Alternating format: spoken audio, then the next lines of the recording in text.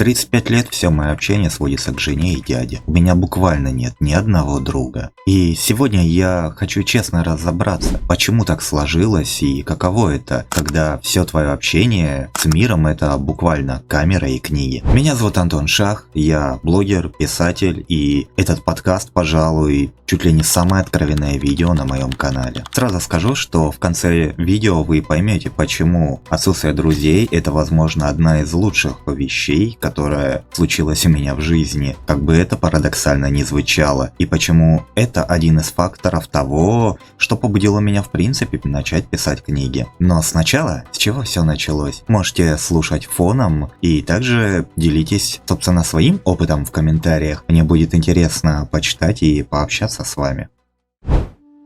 Начнем с важного. Один из факторов отсутствия друзей – это, пожалуй, моя инвалидность и жизнь в деревне. Плюс детство, выпавшее на суровые 90-е и начало нулевых. Тогда такие, как я, мало кому были понятны. В городе еще мог найтись шанс на понимание, а тут… Что могли говорить своим детям взрослые? Что-то вроде «Ой, какой бедный, обуза для семьи!» Они его дома держат ради денег. Или совсем уж дичь «Проклятие!» и прочая шиза. Дети, ясно дело, впитывают. Но ладно окружение, я и сам не был общительным. Хотелось иногда, но попробуй заведи друзей, когда не можешь ходить, руки работают плохо, даже без спинки усидеть сложно. Вдобавок я просто не понимал, о чем говорить с другими. Разные интересы, да и ментально я был старше сверстников. Лет в 15 я уже ощущал временами себя на полтинник и честно не понимал, зачем осуждать всякую ерунду во дворе. Вам знакомо такое чувство? Насмешки за спиной, уродец, скелетина, тоже, знаете ли, не добавляли желания сближаться.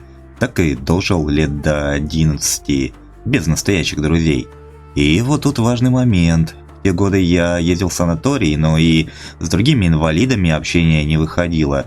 Серьезно, это огромное заблуждение, когда говорят «О, у меня знакомый с инвалидностью, пообщайтесь, вам будет о чем поговорить». Не работает, ребят, так не работает. Мы не персонажи одной игры. У всех, знаете ли, разные инвалидности, и у другого человека с ОВЗ также встает вопрос, а как с ним вообще общаться? К тому же я интроверт и опыта нормального общения не набрался, если честно. Эффект как с белой вороной среди любых компаний буквально-таки.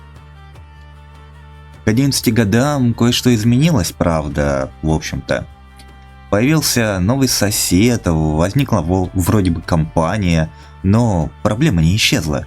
Я банально не знал, о чем болтать с ними. Пытался стать своим, нахватался пошлых шуток.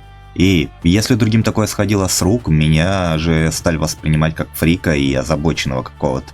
Может, и сам виноват, конечно, не понимал меры, но в итоге складывалось ощущение, что из моих уст даже одно и то же звучало не так. Вот представьте, если бы дед начал рассуждать о нулевых грудях, он кто? Извращенец или ценитель?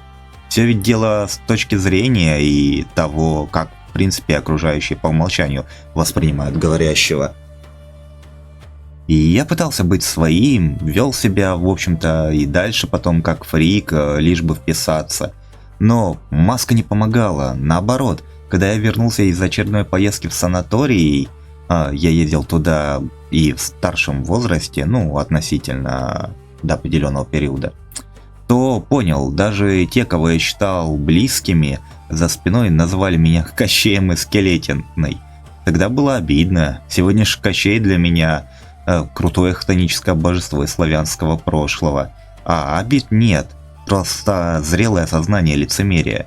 С теми, кто не лицемерил, мы продолжали общение, но годы брали свое. Люди разъезжались, женились, пути расходились. Нормально, естественно. Но кто-то отпал, когда я перестал быть полезен. Нужно распечатать доклад там или скачать музыку на телефон. Друг. А как только надобность исчезла, исчез и человек. Вот это больнее всего. И я себя успокаиваю временами, что, возможно, ошибся и выгоды не было, но оглядываясь и так наивно в это на самом деле верить. Что до интернета, то приятели, знакомые есть, разумеется, но что именно до дружбы... Знаете, интернет-дружба хрупкая. Если держится на одном форуме или увлечении, то стоит исчезнуть общему звену и все.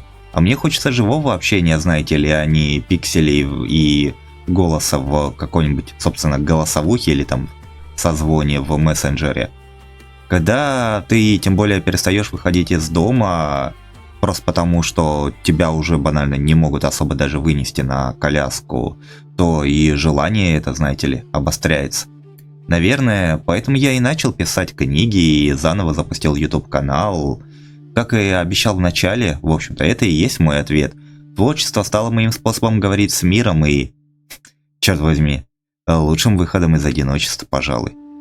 Надеюсь, не звучало как нытье и не показалось сумбурным.